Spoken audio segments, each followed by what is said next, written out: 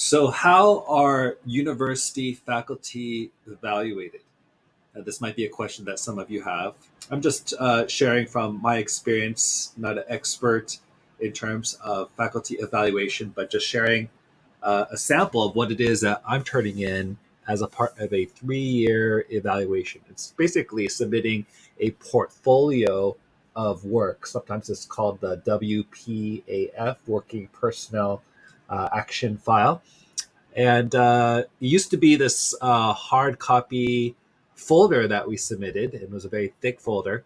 But very recently, they've upgraded in 2023 for the 2023 a 12 a 12 item checklist of items that need to go in here. So I thought I'd go through one by one to kind of give a little background on what exactly it is that goes in here. So the first thing that goes in is a table of contents of what it is that's a part of this professional file. So if I were to click on here, I've already uploaded all the documents. So I just want to let you know that in advance, I've already written out all these documents and uploaded them. And so I'm just actually about to submit, but I thought I'd share with you what's in this portfolio so far. And I'll be going through all these different 12 items that are a part of this portfolio. All right, so that's number one. Number two is the approved department standards for lecture faculty. That's what I am at Cal State Fullerton. So if I click on here, the UPS 210.070, you can. If I open this, you'll see that it has it's like very clearly articulated the university policy statement on the evaluation of lecturers. So I mean, it's pretty detailed. Like when these evaluations happen.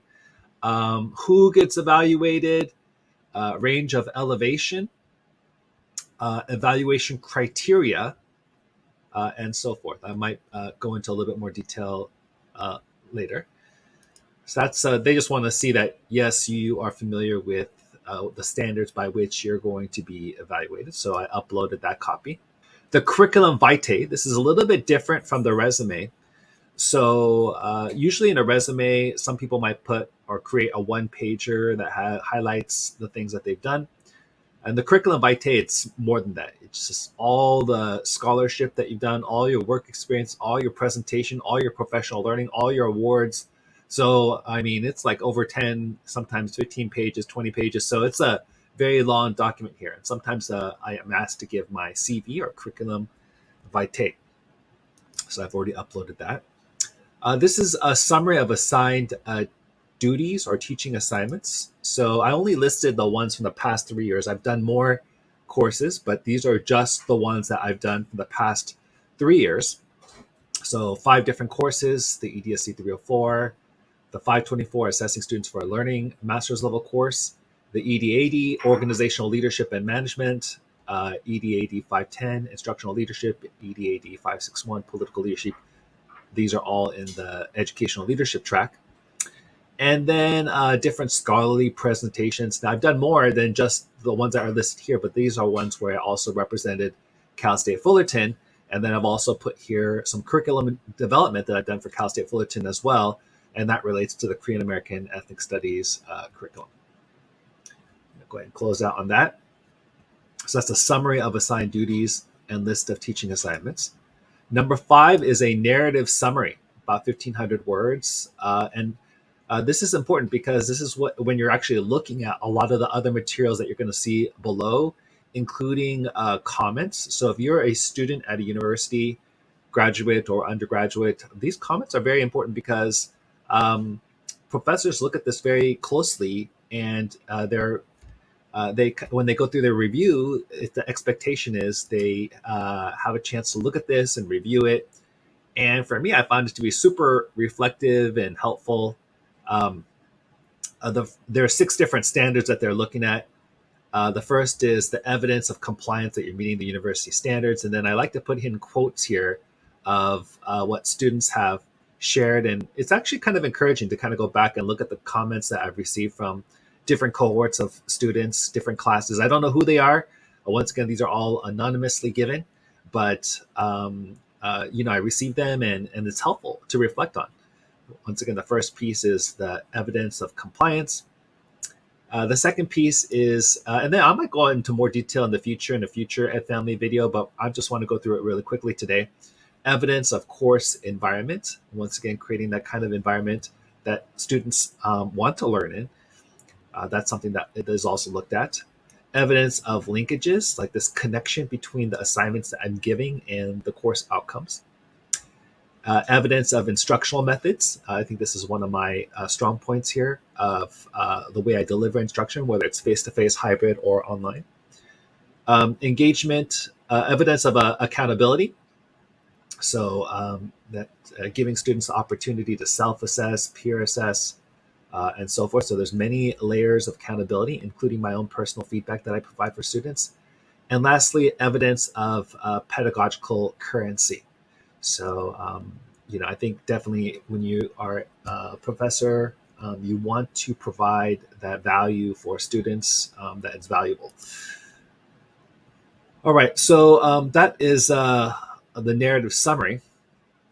The narrative summary supplemental material is if, let's see, I'm going to go ahead and click on that real quick. If there are any weaknesses or problems that have been identified. So I didn't upload anything here, but if I had a course where there were a lot of low grades or poor reviews or something like that, I might give a reason or explanation. Let's see. Statistical summary. So you can see here, like, yes, I'm downloading every single student evaluation that I've received, whether it's a statistical summary or whether it's the comments I receive. So when you're taking the end of the semester evaluations, at Cal State Fullerton, they call them student opinion questionnaires. They're saying, do you greatly agree? Do you agree, disagree, greatly disagree, strongly disagree? And then that gives you a statistical summary of a variety of different topics. I might discuss that another time. But anyways, those are statistical summaries and reports that we receive. And also these comments. I read all of these comments, by the way. So I'm sure most of the professors, if not all the professors, they're closely looking at the comments. So I encourage everybody. And so you can see here, I've uploaded every single course that I've taught, all the comments. Once again, you don't know who the students are. It's completely anonymous, but the feedback is helpful. So if it's good feedback, and I do appreciate the good feedback, the feedback is helpful because it helps you to just affirm what it is that is going well. And I think that's important to acknowledge what's going well and to take a moment to be proud of yourself and be proud of your students and be proud of what you accomplish. And that's kind of how I see this, this portfolio that I'm putting together to submit for evaluation. I get to do this. It's an opportunity to reflect and think about the last 3 years. This is a 3-year evaluation. Let's see. Number 9, statistical summaries of grade distribution. So also, oftentimes in secondary, we also look at our grade distribution. So what do our grades look like? So there's statistical summaries of our grade distributions as well. Number 10, additional evidence of teaching performance. So what are some additional things that show your teaching performance? So they're asking for things like your syllabi, class assignments, sample papers, instructions, evidence of grading, and so forth. So those are additional evidence of teaching performance.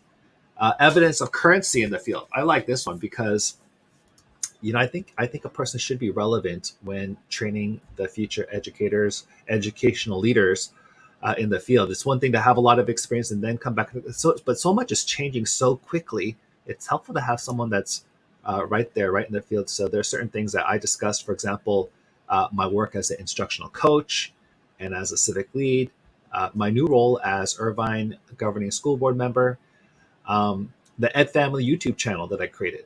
I think I have over 170 videos now on a variety of different topics, ranging from ethnic studies to project-based learning, civic engagement, learning, professional development, educational leadership, and so forth. Definitely my interest with ethnic studies, whether it's professional development that I provided, curriculum that I created, or the new course that I'm developing for Anaheim Union High School District, national board certification, and then maintaining my certification for 2021. That's within the past 3 years. And then yeah, even my growth at Cal State Fullerton, teaching 4 new courses that I had not taught within the past 3 years, and just saying yes, I'll give it a shot, and then students really benefiting, and myself also really benefiting, because I think the person that learns the most, as they say, is the teacher. Also, a number of scholarly professional developments and presentations that I provided, from ones that I've even given a couple of weeks ago to the past 3 years. I've only included the past 3 years here. And then let's see. Um, and then I didn't have anything related here, but if appropriate, if I had some other assignments, some other documents. So nothing required here. And then this final checklist is basically saying, yes, I have all the materials that I need to submit. And so I've already looked through this. I've added it. You can see that they're all locked, ready to turn in. And so now I'm going to push submit and see what happens here. This is the end of my portion of submitting this file. So I'm going to go ahead and push the submit button at this time. So once again, at each stage, it's asking for a confirmation. You cannot edit the documents or forms within the section once it has been submitted. I'm going to just say yes, because I've looked through this once again.